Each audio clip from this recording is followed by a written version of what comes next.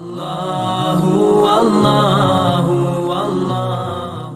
আমার আল্লাহ রাব্বুল আলামিন বলেন, আমি তো মানুষকে নির্দেশ দিলাম তারা যেন মাতা পিতার সাথে সদাচরণ করে, উত্তম ব্যবহার করে। কারণ তার মা কষ্টের পর কষ্ট সহ্য করে সন্তানটাকে গর্ভধারণ করেছে, 2-2.5 বছর বুকের দুধ পান করাইছে। সুতরাং আমার প্রতি মাতা পিতার প্রতি তোমরা কৃতজ্ঞ হও। তোমরা সবাই তুমি আল্লাহর দিকে প্রত্যাবর্তন করবা। তাহলে এই জায়গায় পিতা মাতার খেদমতের কথা বলেছেন কে? যদি পিতা মাতার খেদমতের কথা শুনে রাগ করেন তাহলে বলার কিছু নাই। আজকে সমাজে পিতা মাতার খেদমতের কথা বলতে গেলে অনেকে মন খারাপ করে। দুঃখের বিষয় হলো সত্য। আজকে বাজানগো আমি একটা ভিডিও দেখে অবাক হয়ে গেলাম। একটা বৃদ্ধ বাবা বসে আছে, ছেলেটা রাগান্বিত হয়ে বাবাকে যায় চর ঘুষি থাপ্পড় মারতে মারতে বুকে লাথি মারলো। বাবার মুখে এত ঘুষি মেরেছে, বাবার নাক মুখে ঘুষি মেরেছে, বাবার শরীর দিয়ে রক্ত বের হয়ে যাচ্ছে। দুইজন মানুষ যায় ছেলেটাকে থামাইলো। আল্লাহর গোলাম তারপরেও থামে না, বাবাকে মারে, বাবাকে লাথি মেরেছে, ঘুষি মেরেছে। এ বাজান গো আমার ভারতের এই যুবক বাবাকে লাথি মারতে মারতে ঘুষি মারতে মারতে এমন পিটান পিটাইছে, ছেলের অপমান লাথি আঘাত মার বাবা সহ্য করতে না পেরে বাবা স্ট্রোক করে মারা গেছে। আমার ভাইয়েরা, যে সন্তানেরা বাবার উপর আঘাত করতে পারে, মারতে পারে, এরা সন্তান নামের কুলাঙ্গার। এমন সন্তান যেন আল্লাহ আমাদেরকে দান না করে। কথা বলেন ঠিক কি না? যে সন্তান পিতা মাতার সম্মান মর্যাদা বোঝে না, এমন সন্তান পাওয়ার চাইতে নিঃসন্তান থাকা ভালো। কথা বলেন ঠিক কি না? আল্লাহ যদি নেককার দিনদার সন্তান দেয় তাহলে আল্লাহর কাছে চাইতে হবে, রব্বি হাবলি মিনাস সলিহিন, আল্লাহ আমাকে একটা সৎপুত্র দাও, নেককার সন্তান দান করো। আল্লাহর কাছে নেককার সন্তানের জন্য দোয়া মুনাজাত করবেন। বাজান গো আমার, এই জন্য বাবাকে এত আঘাত করেছে, বাবাকে এত লাথি মেরেছে, ঘুষি মেরেছে, রক্তাক্ত হয়ে বাবা ওই দুনিয়ার জমিন থেকে বিদায় হয়ে গেছে। ভারতের এই যুবককে নিয়ে প্রশাসনের লোকেরা এই ভিডিওটা দেখার পরে যুবককে গ্রেফতার করেছে। এখন বাবা মারা গেছে, যুবককে ধৈর্য আর কি লাভ? এই জন্য পারিবারিক শিক্ষায় সন্তানদেরকে মানুষের মতো মানুষ বানাইতে চাইলে ছোটবেলায় মাদ্রাসায় পড়াবেন। যে সন্তান মাদ্রাসায় পড়বে সে কোনোদিন পিতা মাতার সাথে খারাপ ব্যবহার করবে না। কথা বলেন ঠিক কি না? এই জন্য আল্লাহ রাব্বুল আলামিন বলেন, আমি আল্লাহ পাক মানুষকে নির্দেশ দিয়েছি তারা যেন মাতা পিতার সাথে সদাচরণ করে, ভালো ব্যবহার করে। কারণ তার মা কষ্টের পর কষ্ট সহ্য করে সন্তানটাকে গর্ভধারণ করেছে, 2-2.5 বছর বুকের দুধ পান করাইছে। একটা মা কতটা কষ্ট করে। মায়ের গর্ভে যখন সন্তান আসে 3-4 মাস মা খাইতে পারে না, মার বমি বমি হয়, রুচি নষ্ট হয়ে যায়। 6-7 মাস যখন আস্তে আস্তে সন্তানটা পেটের মধ্যে বড় হয়, নাড়াচাড়া করে। এবার যান ডাক্তারি গবেষণায় বলা হয়েছে, মায়ের গর্ভে আমি যেই জায়গাটাতে ছিলাম এই জায়গাটা মাত্র 10 ইঞ্চি। সন্তান যখন 7-8 মাস বয়স হয়ে যায়, সন্তানের পা গুলো যখন বড় হয়ে যায়, মায়ের কলিজার সাথে সন্তানের পা গুলো আল্লাহ পাক সেট করে দেয়। যে সন্তান সব চাইতে মায়ের পেটে কম নাড়াচাড়া করে, ওই সন্তান মায়ের গর্ভে থাকা অবস্থায় 4,500 বার মায়ের কলিজায় লাথি মারে। আমার ভাইয়েরা, 9-10 মাস যখন হয়ে যায়, মার পেটটা যখন অনেক বড় হয়ে যায়, মা ঘুমাইতে পারে না, রাত্রি জাগায় কাটায় দেয়, ডান কাত বাম কাত হইতে পারে না, মার চিনচিন করে ব্যথা হয়। যে মা সন্তান পেটের ভিতরে নিয়ে রাতের বেলায় ঘুমাইতে পারে না, সারা রাত জায়গা নফল নামাজ পড়লে যে সব হয়, মায়ের আমল নামায় আমার আল্লাহ সেই সব লিখে দেয়। ও সাতক্ষীরার বাবাজিরা, যুবক ভাইরা, গভীর মনোযোগ দিয়ে কথাগুলো শুনে যাও। সন্তান ডেলিভারির সময় যখন নিকটবর্তী হয়ে যায়, গভীর নিশীথে মা বাবার 2টা পা জড়াইয়া কান্দে। মায়ের চোখের পানি যখন বাবার পাকে স্পর্শ করে, বাবা ঘুম থেকে জাগ্রত হয়ে ডেকে বলে, বিবি এত রাতের বেলায় কেন তুমি কান্না করো, কি হয়েছে তোমার? ডেকে বলে, স্বামী, কত মহিলা সন্তান জন্ম দিতে গিয়ে মারা যায়, আমি যদি মারা যায় আমারে তুমি মাফ করে দিও গো স্বামী। দীর্ঘদিন আপনার সংসার করলাম, ভুল বেয়াদবি আপনি মাফ করে দেন। ও স্বামী, সংসারের চাবিটা বুঝায় নেন, বেঁচে থাকলে আবারও দেখা হবে। এই কথা বলে মা দাইমার ঘরে চলে যায়। প্রসবের যাতনায় মুখ কামড়ায়। সন্তান ডেলিভারির সময় কতটা ব্যথা, কতটা কষ্ট যা হয় দুনিয়ার মা ছাড়া কেউ বুঝবে না। প্রসবের যাতনায় মা দাঁত মুখ কামড়ায়, চোখের পানি ছেড়ে দিয়া কান্না করে।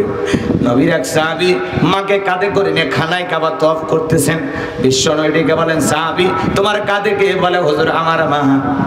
বিশ্বনবী ডেকে বলে, সাহাবী বড় ভালো কাজ করতেছো। সাহাবী ডেকে বলেন, হুজুর আমি যে আমার মাকে কাঁধে করে নিয়ে হজ করাইলাম, আমি কি আমার মায়ের হক আদায় করতে পেরেছি?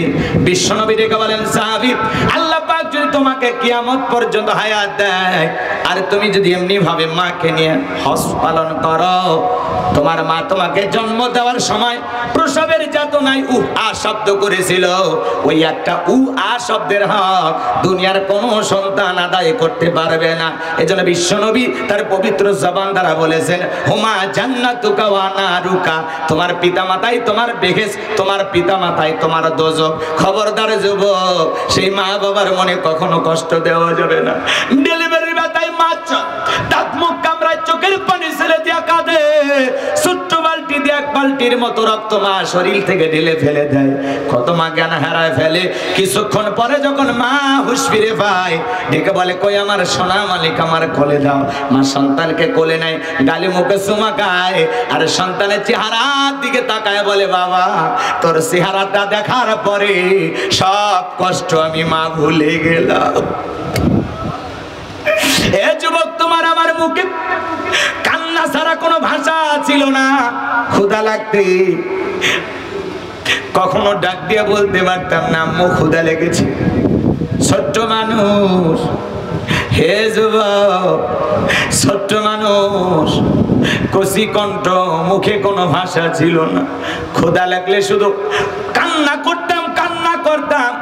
মায়ের কলিজার মধ্যে আল্লাহ তাআলা সন্তানের জন্য এত মায়া দিয়েছে, মা রান্না ফেলাইয়া, বাড়ির কাজ ফেলাইয়া সন্তানটাকে কোলে নিয়ে স্তনের মুখ লাগায় দুধ পান করায়, আর আদর করে বলে, আমার কলিজার এত ক্ষুধা লেগেছে, আমার বাবার এত ক্ষুধা, আমার বাবা আমাকে একটু কাজ কাম করতে দেয় না। যে মা এত কষ্ট করলে রে যুবক, বিনা বেতনে তোমার আমার সেবা যত্ন করলো, কোনদিন গর্ভে রাখার বিলটা চাইলো না, কোনদিন তোমার আমার পেশাব পায়খানা পরিষ্কার করে দিয়েছে, তার বেতনটা চাইলো না। দীর্ঘ 2-2.5 বছর বুকের দুধ পান করাইলো, কোনদিন টাকা চাইলো না। সেই মা বাবার সাথে কখনো খারাপ ব্যবহার করা যাবে না। ওই মায়ের ঋণ শোধ করার মতো ক্ষমতা আপনার আমার নাই। কথা বলেন না কেন? সাহাবী জিজ্ঞাসা করে, হুজুর সর্বপ্রথম সবচাইতে বেশি হক পাওয়ার অধিকার কার? আমার নবী ডেকে বলেন, উম্মুকা, তোমার মা। আবার জিজ্ঞাসা করে রাসূল বলেন, তোমার মা।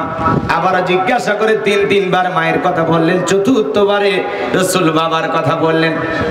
অনেক পুরুষ মানুষের একটু মন খারাপ হয়ে যায়, মায়ের মর্যাদা এত বেশি হলো, বাপের মর্যাদা এত কম কেন? এইবার শুনে নেন, রাসূল 3-3বার মায়ের হক কেন বললেন। 1 নাম্বার কারণ হলো, মা সন্তান গর্ভধারণ করে, বাবা করে না। নাকি আপনারা সন্তান পেটে নেন নাকি? তাহলে ভালো করে বোঝেন, 1 নাম্বার মায়ের হক, মা সন্তান গর্ভধারণ করে, যেন মায়ের সম্মান মর্যাদা 1 নাম্বার বেশি। 2 নাম্বার হলো, প্রসবের যাতনা কষ্ট মা সহ্য করে, বাবা করে না। কথা বলেন না কেন? 3 নাম্বার হলো, মা সন্তানকে দুধ পান করায়, বাবা করায় না। নাকি ব্যস্ততার কারণে মাঝে মাঝে আপনারা পান করান? কথা বলেন না কেন? তাহলে মায়ের সম্মান মর্যাদা 3 বার বৃদ্ধি হওয়ার পিছনে কারণ কি বুঝতে পেরেছেন? মা সন্তান গর্ভধারণ করে, প্রসবের যাতনা সহ্য করে, মা সন্তানকে বুকের দুধ পান করায়। কথা কি বুঝতে পারছেন? চতুর্থবার বাবার কথা কেন বললেন? কারণ একটা সন্তান পিছনে বাবার অবদান কোনো অংশে কম নাই। কথা বলেন ঠিক কিনা? মাথার ঘাম পায়ে ফেলে কৃষিকাজে মাটি কাটি কাজ করে, বাবা অনেক কষ্ট করে সন্তানটাকে লালন পালন করায়। আমার বাবা কষ্ট করে আমারে পড়াশোনা করাইছে, আপনার বাবা কষ্ট করে আপনারে পড়াশোনা করাইছে। আরে আমার মাদ্রাসা মাদ্রাসা থেকে অনেক দূরে আমাদের বাড়ি ছিল। বাড়িতে ভালো রান্না হলে বাবা আমার মাদ্রাসা পর্যন্ত পায়ে হেঁটে পৌঁছায়া দিত আমার খাবার। এত কষ্ট করেছে বাবা, আমাদেরকে মানুষ বানাইলেন, সেই মা বাবার প্রতি কখনো অকৃতজ্ঞ হওয়া যাবে না। এই জন্য আল্লাহ বলেন ওয়াকাদা রাব্বুকা আল্লা তা'বুদু ইল্লা ইয়্যাহু ওয়া বিল ওয়ালিদাইনি ইহসানা। আল্লাহ বলে আমার ইবাদত করো, আমার ইবাদতের সাথে কাউকে শরীক করো না। আমার ইবাদতের পর তোমাদের দায়িত্ব হলো মাতা পিতার খেদমত করো, তাদের সাথে উত্তম আচরণ করো, ভালো ব্যবহার করো। খবরদার মা বাবার মনে কষ্ট দেওয়া যাবে না। এ যুবক, যেই মা বাবার চেহারার দিকে তাকাইলে, ভালোবাসার নজরে তাকাইলে আমল নামায় কবুল হজের সব লিখে দেয়। দুনিয়ার সব চাইতে বড় পীর হলো মা বাবা। পিতা মাতা দোয়া করলে রাস্তা থেকে আল্লাহ তাআলা 10 তলার মালিক বানাইতে পারে, আর পিতা মাতা বদদোয়া করলে, অভিশাপ দিলে 10 তলা বিল্ডিং থেকে আল্লাহ রাস্তার ফকির বানাই দিতে পারে। তাহলে মা বাবার দোয়া নিতে, পিতা মাতার খেদমত করতে কারা কারা রাজি? 2 হাত তুলে আল্লাহকে একবার দেখান। আল্লাহ আমাদের সবাইকে পিতা মাতার খেদমতকারী সন্তান হিসেবে কবুল করুন। একটু জোরে বলেন আমিন।